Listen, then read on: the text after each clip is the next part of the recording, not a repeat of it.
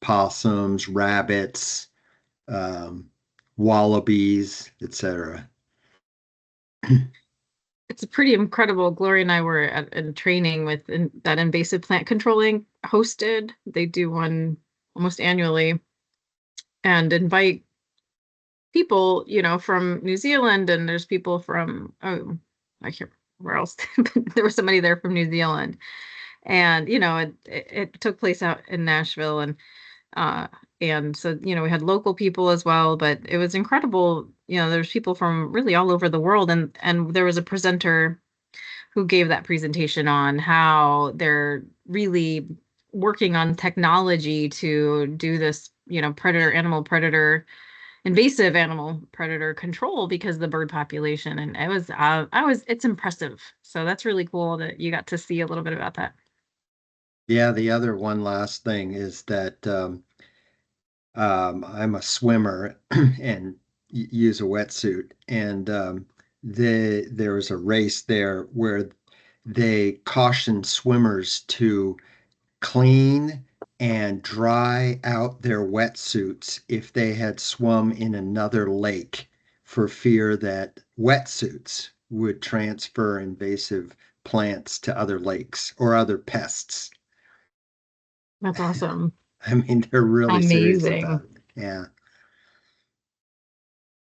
Okay. Wow, that's really cool. If only, we could do that with our boats and things like that too here. It'd be great.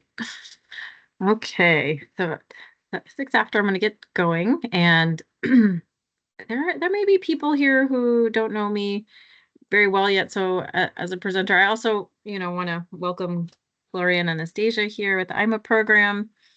And so just really quickly want to tell you what we're going to do. I'm going to do a quick introduction of myself and then talk about a bit of the Park Authority and our role, and then go into the use of herbicides for invasive plant management. And based on the questions that we received at the previous presentation, uh, there was quite a few good sort of practical questions. I'm going to try to bring them into the talk here so that we can all um, reduce the amount of doubt.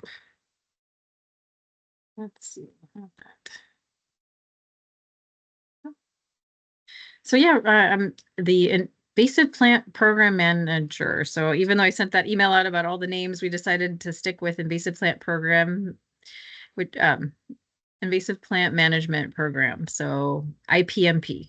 And I was hired for specifically to help with enforcing the bamboo ordinance since we are one of the largest property owners in Fairfax County.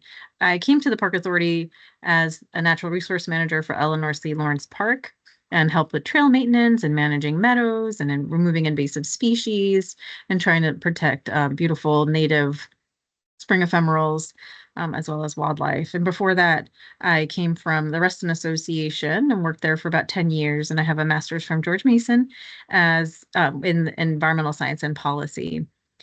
Uh, yeah, that's a quick intro there.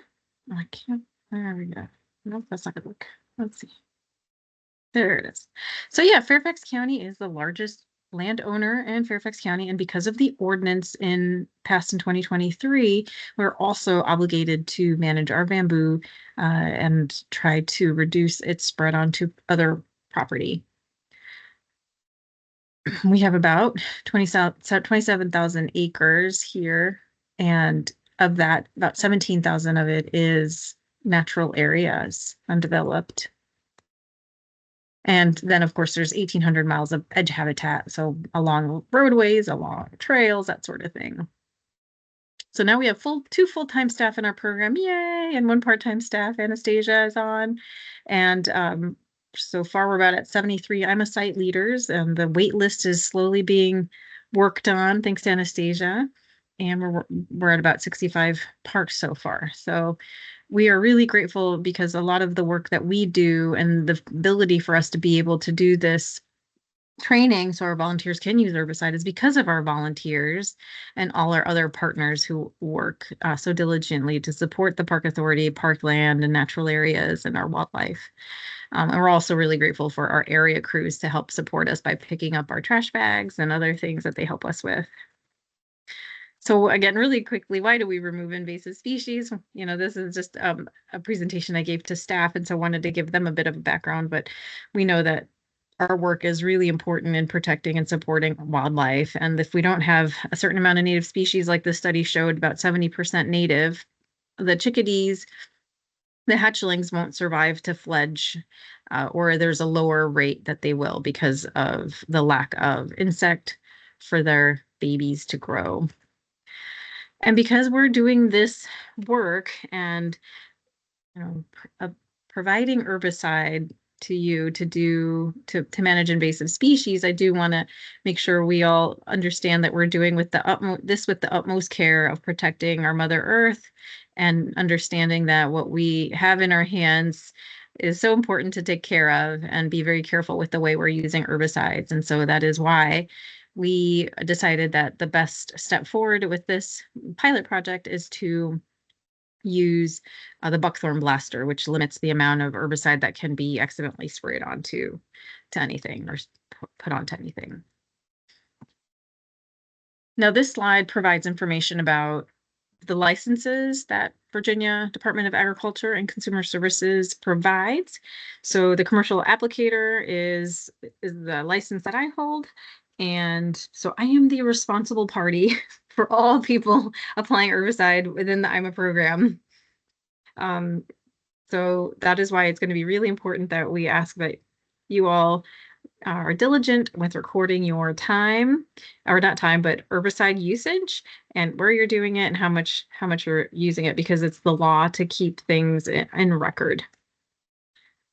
So for this opportunity, we are not requiring you to become registered technicians, for instance, but we do recommend taking a look at the manual that is provided. You can find that on the Virginia Tech Extension website as a way of getting a little bit more background about the herbicide use. So what are pesticides? We have insecticides, herbicides, rodenticides, molluscicides, repellents, disinfectants, sanitizers, and fungicides, all different kinds of pesticides. And of course, we're only using herbicides in this program. And I really do like this image here, the poison help image. The sad face with the tongue sticking out is sort of like a photo, that an image that speaks 1,000 languages. So we want to make sure that if you have a container with herbicide or are using a certain container to transport herbicide, that you use this image on the outside. And of course, when I say this, it makes me also think that it's really important that if you are using any container that we're not providing for you to transport herbicide and it's in contact with the buckthorn blaster or any tools that you're using with herbicide, that you designate that an herbicide use only container and apply this face to it and, just designate it for that purpose. So when we are going to be getting certified as commercial applicators, we choose the categories that we want to get certified in. And for this specifically, I'm sorry, I just want to close my door.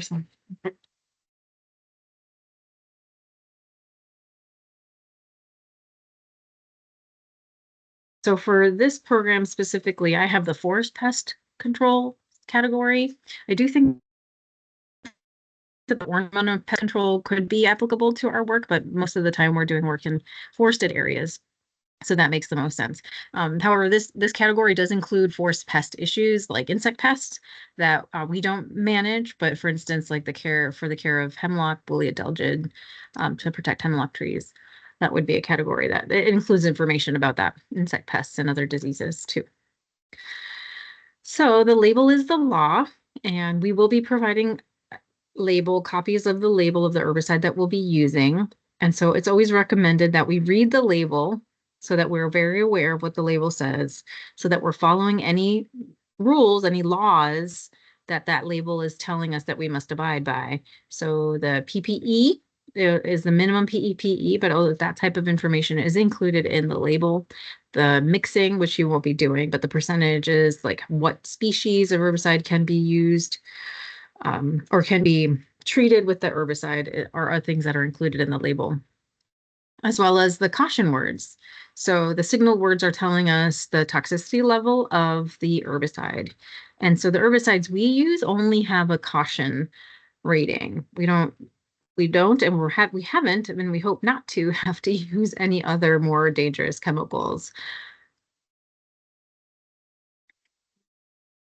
So moving on to the personal protective equipment, we will be providing those who want to use herbicide the minimum required personal protective equipment. So the chemical gloves are impermeable nitrile gloves that are chemical resistant and also puncture resistant. They're quite tough gloves, but they're not, it's not puncture proof, let's say. So if you were to be working on multiflora rose, for instance, or you're working in an area where there's greenbrier and your gloves get punctured, please stop working at that time and request another pair of gloves from us so that you can, continue work in your area. I haven't had too much trouble, and I've, worked in very thorny situations, and those gloves are pretty tough. Of course, you want to always be wearing long sleeves and long pants to completely cover your skin when you're using herbicide. And what's great about the gloves that we'll provide is that they are long, and so that they'll go over top of your sleeve. I don't know if you guys can see me, but I'm holding up my hand, and what I'm showing is that the gloves go down quite far to your arm. And one tip for using these gloves, just to prevent any spillage onto your sleeve, is to fold the end up and over so that you have sort of like a little cuff there, that if there is a leakage down your glove, that it gets caught in that folded, you know, um, part of the glove and doesn't leak onto your sleeve. We will provide some protective glasses that you will be able to pick when we do our in-person training.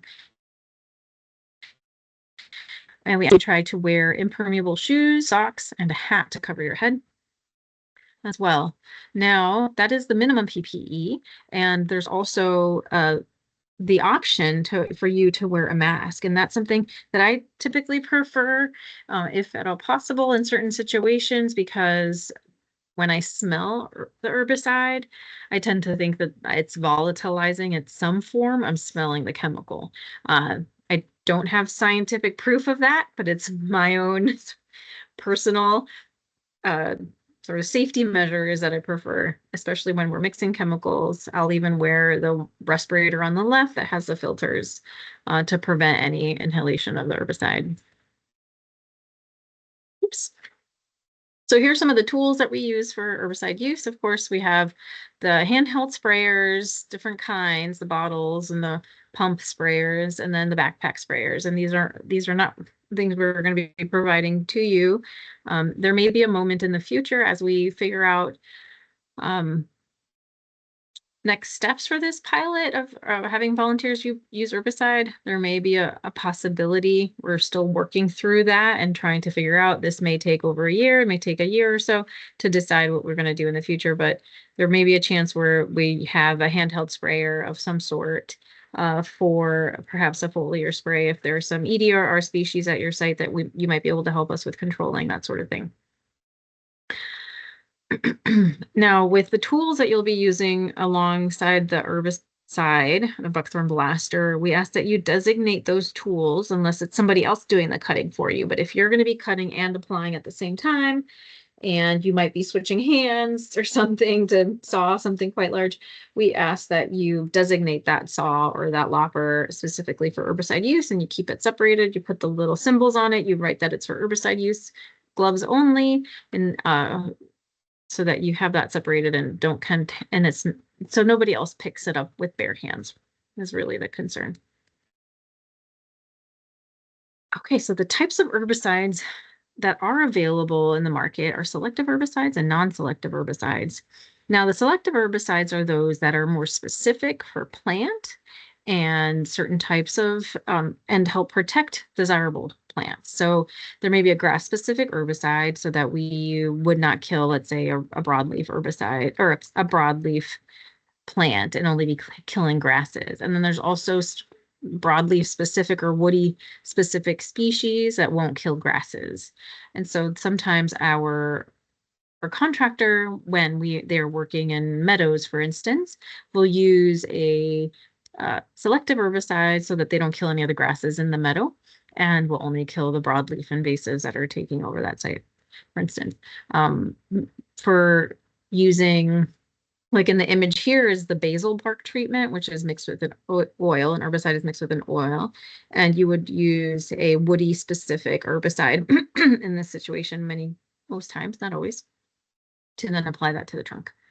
And in that method, I'll go into that later. But so, and then again, there's the non-selective herbicide, which controls or suppresses most or all invasive plants in general. And that is typically, as we all know, is glyphosate. Most common.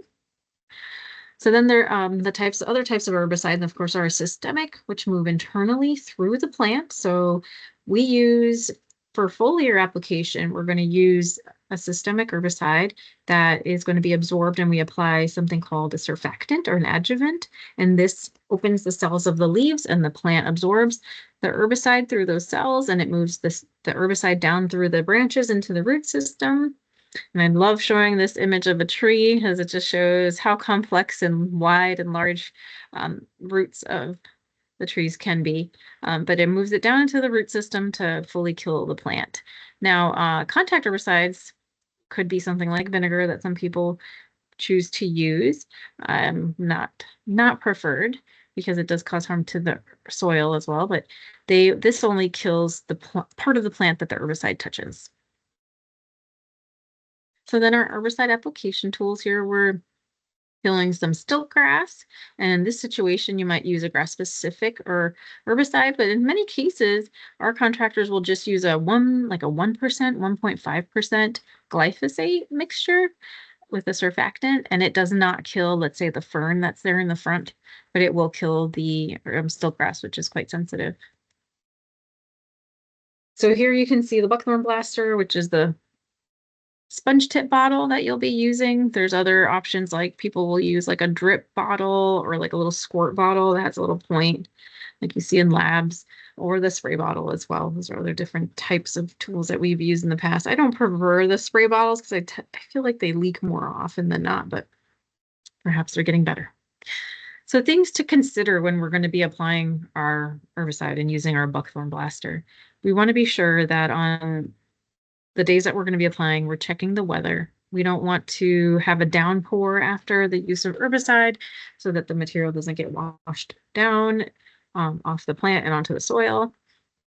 Even though most of the herbicides we use are not, I think all the herbicides we use, as far as we are told by the manufacturer, are not soil active. So if some do come in contact with soil, it will not move through the soil to another plant, for instance. But we just want to be sure here we're showing, like, if we were to use a spraying, that you're not going to be allowing, the use during a windy day, or you're not going to be using it so over a impermeable surface. I saw there was a question. Yeah, I had a question about how long after the application do you estimate that it evaporates or is gone, i.e., how long should we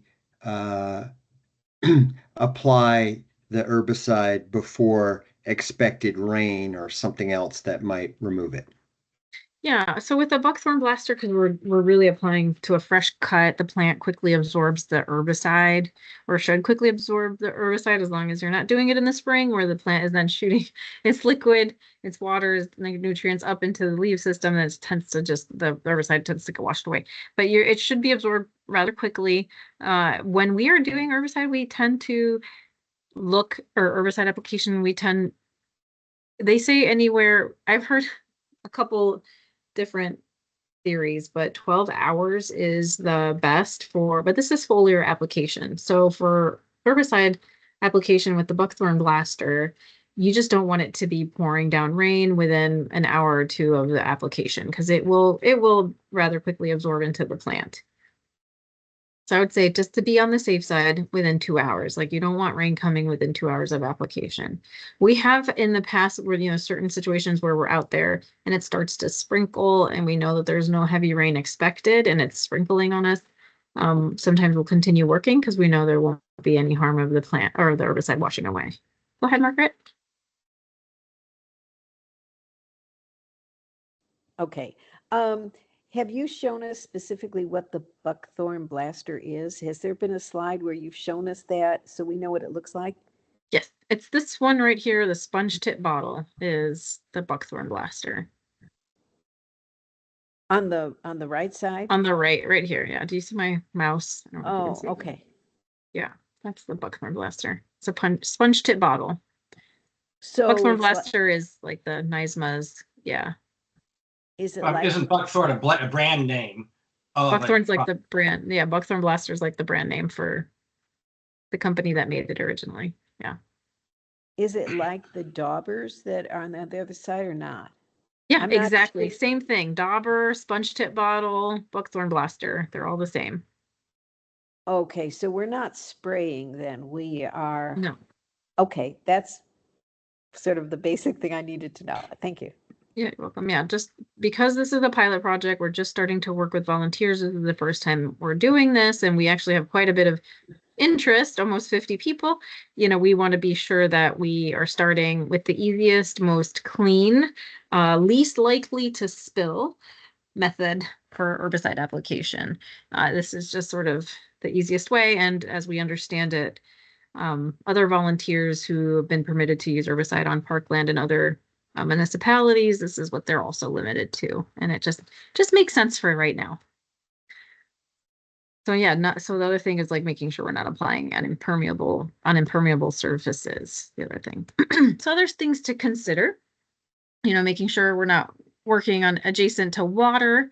We're not allowed to apply herbicide on plants that are in water because it requires an aquatic plant certification, and we do not hold that. We hire contractors to help us with that.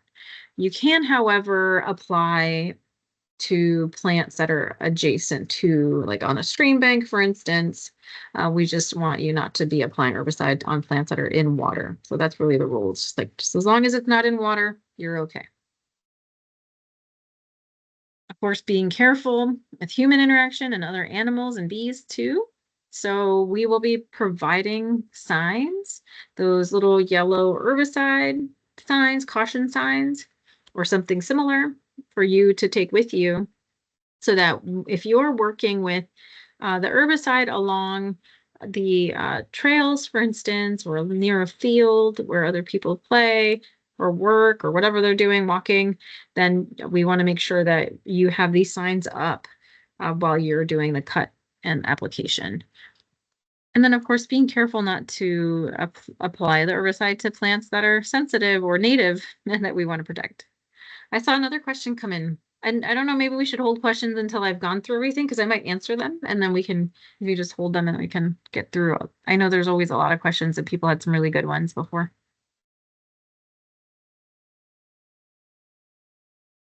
Okay, yeah, so let's do that. Let's hold until I think I'm almost done through the presentation. So so this one I wanted to bring you in actually and ask you what you see is wrong in the image at the top there that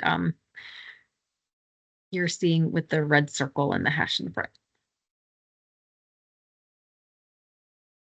Anybody can unmute and answer. Well, you're asking for a contamination spill in the environment. Yep. Why? Because there's no tray there. Well, then I mean you're clearly on a a wall of some sort of rock wall or something, and you got all the plant life right around you. So you have a spill over there. You're contaminating soil. Yeah, for sure. You definitely want to Gloves, spill. Yep, go ahead. gloves, but no long sleeves. That's right. No long sleeves. Mm-hmm. It looks like they're going to pour it into one container and then another container after they've measured it. Mm-hmm. So you're increasing your chance of spillage. It's true. And there's no spill tray underneath. Yeah, and we do have to measure our herbicide before we pour it into the applicator, container. But you always want to be doing that over a spill tray in case there is a spill. Is there anything else you see that is missing in this photo that's not right, let's say? Would it be diluted? Well, they might be diluting it. That's why you take from like the original container, measure out what you need and pour it into your applicating container, and then you dilute it down. But what is missing here on the, let's say on the, Labels. yeah, Lab- there's no label. That's right. Everything wants a label. So if you're ever, even at home, if you're using a soap from one container into another container, you always want to label that container is what I like to do. Make sure you have a label if you've transported, if you're using another container to transport your herbicide, put a label on that container or the label inside the container. You always want to label on any container that you're mixing. So if your sponge tip bottle or your buckthorn blaster, it should have a label on it. And if the label were to come off after use, please let us know. We will provide new labels to attach to your container. Thank you. And then of course, we're going to always remember to record our application. So you will be able to access a form that Gloria is creating, or Anastasia, both, that will allow you on through the volunteer management system to enter the herbicide use, the quantity and location, so that anytime you're out there applying herbicide, you're recording that information for us. It's really very helpful and required. All right, so types of application. We have here a really neat calendar. I'm trying to look for the updated version. Our coworker Rita Peralta created an updated one with many more plants, but it shows sort of this calendar here, January through December, and the types of application, the percent of herbicide use, types of herbicides that can be used, and then when it's best to apply. So for instance, here for autumn olive, the cut stump treatment, it says here that's best from July through November. We do know that cut stump treatment can be done from December and January and February as well in those winter months, but I believe it's in that light green because you don't want to be doing it when the weather or the ground is frozen. So you want to be able to do it when the plant has some activity happening, right? So that the plant will then absorb the herbicide into the root system. If it's frozen, that herbicide isn't going to go anywhere.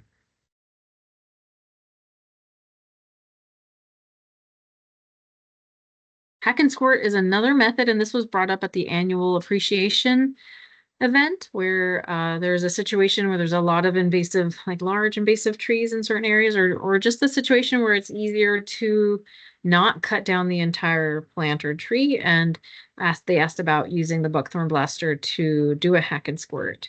And so we did say that with the buckthorn blaster, it's not that easy, but there is still a possibility of taking the bottle and squirting it, or like pressing it up against the hacks that you've made into the tree, and being able to squeeze enough so that it sits in that lip of the hack and is absorbed by the trunk. Now, with a hack and squirt, the method here is that you leave a little piece of bark, and then you cut some more and apply the herbicide into that section. Now, I don't know if Anastasia or Gloria have any additional recommendations or preferences for this methodology. No. Okay. Yeah, I think it go ahead. works fine. Yeah, it works well, and making sure that you leave intact bark is really important. Now we don't currently have hatchets that would for volunteers, but a saw can also work in these cases. Even depending on the bark, you just cut down in a little bit of an angle, so you leave a little lip for that herbicide to sit in and be absorbed. So effective on almost all woody plants and vines that are 6 to 8 inches in diameter. This is the basil bark treatment, which I mentioned earlier. We saw an image. This is an herbicide application used with an oil mixture, and you want to do it from the ground up to 18 inches up, and you apply it completely around the bark. And yeah. Then we have the foliar application. Again, this is using the sprayers on the right. You don't want to do what he's doing and spray over your head. Not very safe. I don't even think he's wearing protective glasses. Another image. So then the Urban Forest Pest Team with the Department of Public Works has other methodologies for protecting trees like the hemlocks. From the hemlock Willia adelgid, they do a pour onto the soil immediately around the trees. And so this is an insecticide that's absorbed by the roots of the tree. And they also do injections into the soil, another method, and then applying the herbicide to the trunk of the tree as well. So then we have information here about spills, and it is going to be really important that if you find that there has been a spill, now a spill is really, what it really means is that if there's a situation in which there's a spill that could impact the environment negatively or people negatively. And so in most cases with the buckthorn blaster, it's only 4 ounces, unless there's some random situation where it could be impacting the environment negatively. Please notify one of us with the IMA program and letting us know that there was a situation, and then we'll make a determination whether we need to notify our supervisor and the Virginia Department of Agriculture and Consumer Services as well. We will be providing in a bucket like you see here, or something like you see here, a small spill kit, like a Ziploc bag with the night extra gloves and some of that pig mat, which is a very absorbent cloth material, paper, like a really thick paper towel, and some, let's see what else, some gloves and the pig mat. I can't think of the other things that might be in the spill kit. But just anything extra for you to be able to absorb anything that was spilled. So now, proper storage.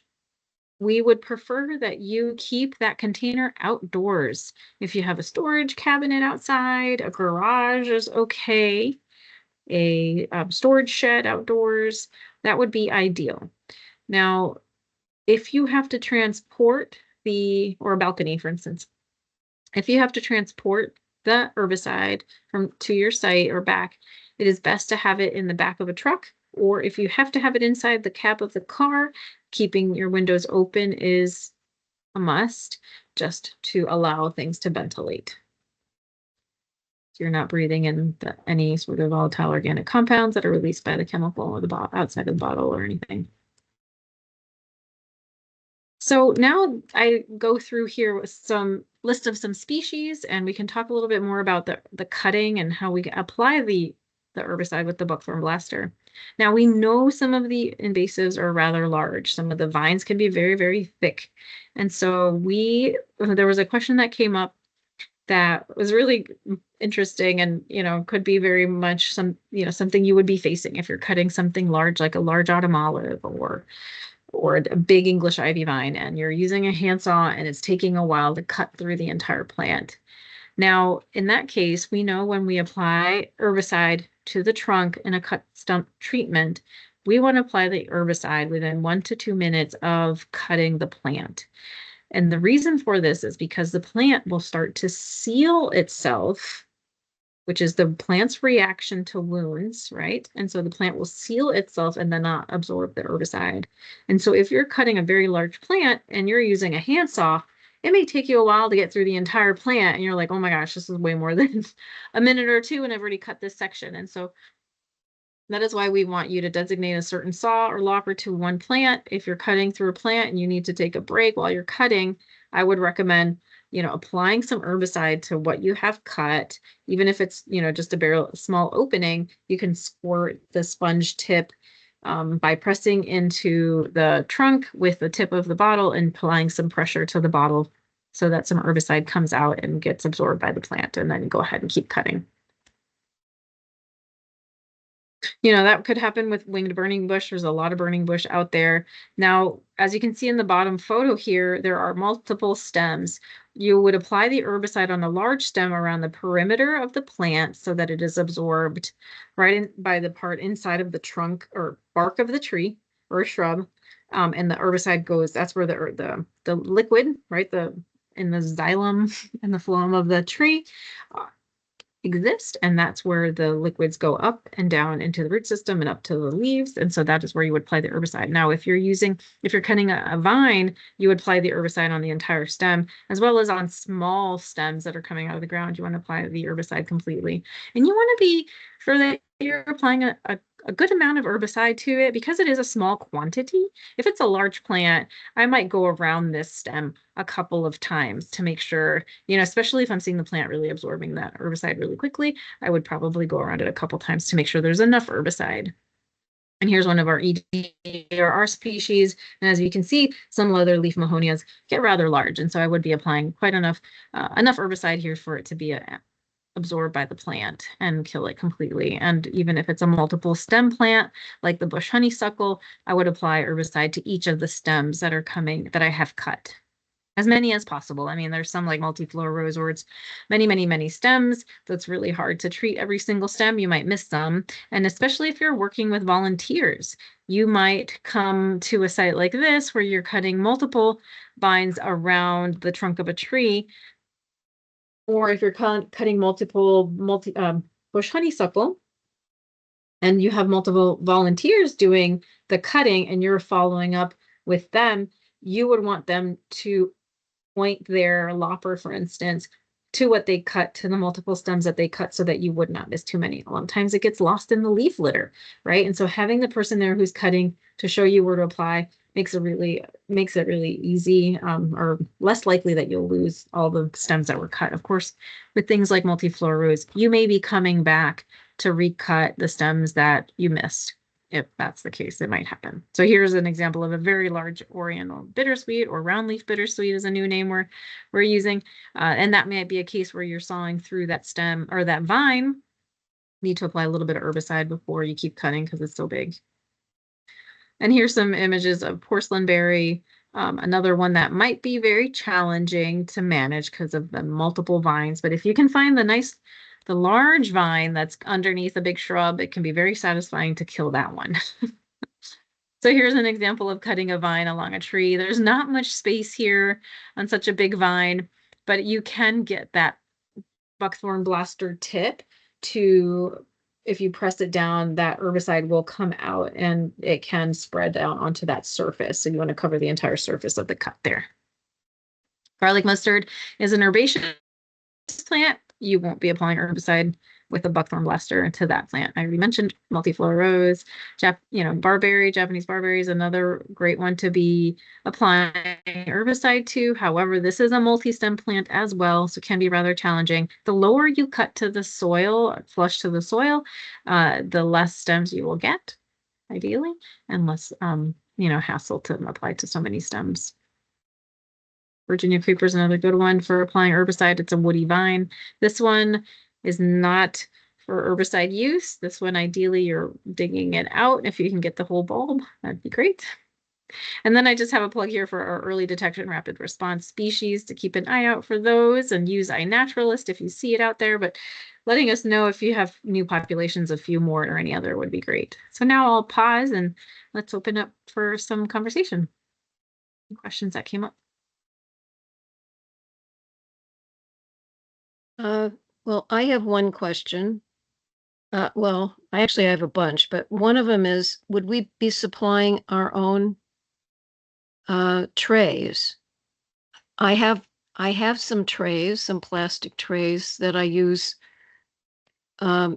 occasionally when gardening, and I have something I could use, but I was just wondering, if, and maybe you've said this already and I missed it, so my apologies if I did. No, we will be providing all the equipment with a bucket that is a sealable bucket, because you won't be mixing or adding new herbicide into the buckthorn blaster. You will only be, taking your materials for the buckthorn blaster and perhaps your saw or lopper in your bucket to your site and cutting. So you won't need a spill tray. We will use a spill tray when we do the mixing, but you won't need one because we're not going to be pouring or mixing herbicide. Okay, good to know. Yeah, and when you need a new fill or another bottle, we will have a location for you to come and pick it and swap it out for the empty one. Or yeah.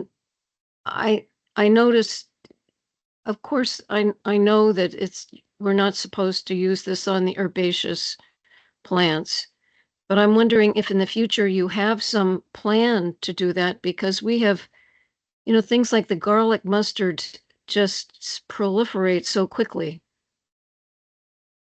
Yeah, I don't have a plan yet for if and when we would do that. It is in our minds that is going to be a request coming from I'm a site leaders, but we don't have a plan yet for that.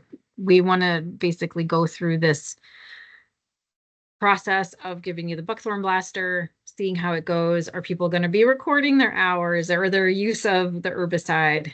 Is that everything going to be under control in a sense? And then we will determine whether that is going to be a possibility for us or not. Thank you. Yeah, thank you. Tracy, I had a question. Mapping an area that we've actually treated, is there technology that we can use to record and say, okay, if you have a field with X amount of Oriental bittersweet, but to say, all right, I've treated this little area of 100 square feet, and I know I got 1,000 square feet. Is there a way to mark that down using an app or something on your phone to say, okay, mapping out where you've done it? So we don't currently have anything. I know people use Google Earth and can, put points on sites where they're doing things. So Gloria and Anastasia and I were on a webinar, not a webinar, it was just a conversation with other natural resource managers, and they use a survey 123 that is connected to the GIS that their municipality provides. And so we thought, oh, maybe I wonder, if we could put something together easy enough for our IMA site leaders to be able to access, or our EDRR volunteers that are out finding new EDRR species and doing pulls and whatnot. And so that is something we have in mind. But we do not have anything yet. So I would recommend looking at something like Google Earth. Even Google Maps has the ability for you to put points and flagging it, right? Like with a title, what was done here. And so that would be another little mapping system you could use easy enough. But to create polygons, I don't know if Google Maps allows you to create polygons. That's something somebody could look into. Okay. Fortunately, many of my areas are kind of wooded and no traffic, so I just use old-fashioned flat stakes with a pink flag or blue flag or whatever. So so I'm very low tech, but I was hoping there's like, all right, well, gee, if you just did it this way, it would do reporting for you. You'd know where to start and stop. Yes, exactly. Yeah, I did have one question here about if the dye is going to come with the bottle, and yes, the dye, we will apply a dye to the herbicide in the buckthorn blaster. Margaret? Can you give us a hint of when we record what we've done? What are the questions on the form that we're going to be filling out? Is it time? Is it number of plants? What is it that we're going to be keeping track of? Gloria, would you thank you. Yeah, so it'll be similar to the I'm a site leader entries that you guys make. It'll just be a new opportunity called something like volunteer herbicide use. And then a survey will pop up when you go to record your service, and you'll report the application date. Right now there's an option for multiple pesticide brands or chemicals, but we're starting off with just the one, so it'll just be the one. How much did you use? Like, the bottle is a 4 ounce, but if you only use half or a quarter, you use 1 ounce or 2 ounces or the whole bottle. The size of the treatment area. So did you treat maybe not an acre, but half an acre if you're covering a large area of just a few autumn olive trees, or it'll vary. Let's see. The imosite name, since it's going to be one, or the park name, since it's going to be one opportunity for all of you to use instead of one opportunity per site that's specific to your site. So you'll have to include the name of your park. And then an area for what species did you treat? So did you treat a vine or a shrub or an invasive tree? And the survey hasn't been created yet, so it may be enter in the species name, or it may be a drop-down list. I'm not sure yet. And once we open a particular bottle to use, how long does it stay potent? Does not have a shelf life. Let's just say it so we won't don't have to have worry a about half that. life in our lifetime. That stuff does Oh, not okay. So we degrade don't, and while in a bottle. It's once it's okay. in contact with soil, for instance, then it'll stop being active. Okay. I was under the impression many years ago that once it was diluted, that you only had a couple weeks to use it. But I spoke with a VDAX representative and they're like, that's not the case. That's a chemical that does not have it stays active for a very, very long time. All not applied. Yeah. Forever chemicals. Yeah. Do we need to let you know ahead of time what plants we're targeting? No, you do not. I think that'll be one of the questions in the form to fill out, that what species you're applying the herbicide to. And then how about iNaturalist for recording polygons? Devo is asking. I don't know if iNaturalist, I think you can use points on iNaturalist and you can state whether a site was like treated or managed in some way on iNaturalist. EdMaps is another opportunity for you to make a point and edit it to say it was treated or not, or, if it was treated, you can even remove that point. I think if it's yours, I might be wrong there. Those are great questions. Last time people wanted to know what herbicide we were using, and we are going to be using a glyphosate-based herbicide. And it's going to be very high concentration because of the fact that people may be using this herbicide to manage invasive trees. And the fact that you're also using a very small quantity of herbicide to manage a woody plant. It's a high concentration and it's a very small amount that you need to actually kill a plant.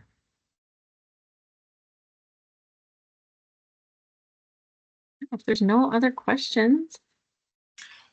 Well, I'll have a specific question located to my park is Himalayan blackberry.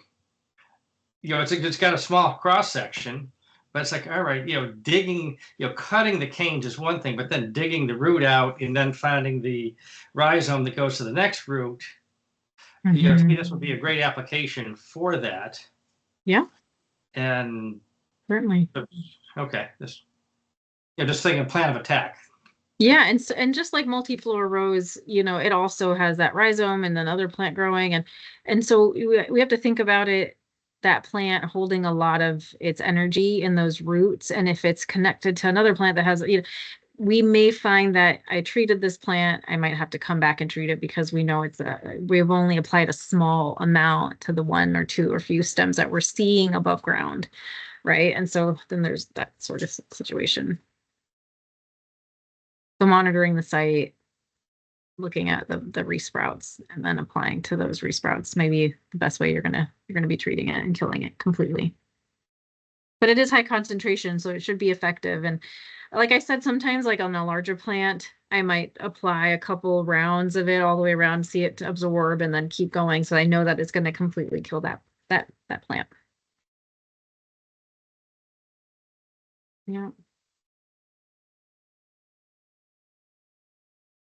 Awesome. Well, thank you so much for your interest and all you're doing to protect the parkland. This is really exciting that we're moving forward with the herbicide use here. I maybe you saw already, but we're going to be postponing the next or the first in-person training until March, and then of course there'll be another one following. And then of course once spring hits, we won't be using the buckthorn blaster, right? Because the plant won't absorb the herbicide. It's really as a summer, fall, and winter treatment type. So unfortunately, the timing's a little off, but that gives us time to really make sure everything's set up and everybody has what they need. And we've gone through all the trainings that everybody needs. So we did record both of the presentations and we'll post them up on the web, on the YouTube site, so that people can access them if they have any other questions or just want to revise what's up here. But of course, always feel free to reach out to us. So thank you so much for all you're doing out there. Will you be sending us a link to the site, the YouTube site? Oh, it's was that the same? It should be the same link that Gloria sent out with the annual appreciation event. It's that Well, same link, but we haven't some of posted it yet. some of us could use a reminder. Sure. Yeah, we have to get this processed and then we'll post it and send it out. Mm-hmm. Thank you for trying this new pilot for us to give us more power to get rid of some of these invasives. I appreciate it.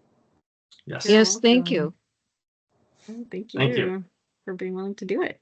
All right, take care. All right. Have a good Have a night. great evening. Yeah. You you. too. Bye-bye, Bye. everybody.